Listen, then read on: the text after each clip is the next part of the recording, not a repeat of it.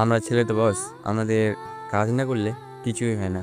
যেমন আমাকেই দেখো, এখন বাজে সকাল 6টা, আর আমার টিউশন না থাকায় আমাকে বাড়ি থেকে নিজে থেকে বললো যে একটু জমিতে যা, কিছু কাজ কর অথবা কিছু কর।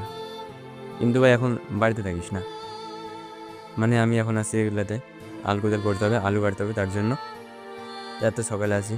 কিন্তু ভাই এটা যদি মেয়ে হতাম, তাহলে মেয়ে হলে ভাই বলতো যে বাড়িতেই থাক, কিছু কাজ কর বাড়িতে, অথবা পড়, এরকম এরকম কিছু কর, কিন্তু বাড়িতেই থাক।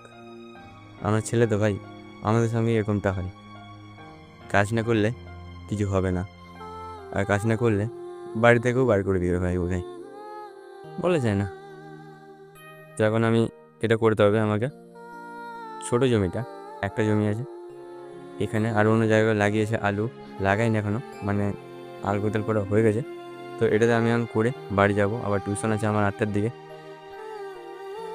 কষ্ট, ছেলেদের জীবন অতটা সহজ না, ছেলে হলে বুঝতে পারবা।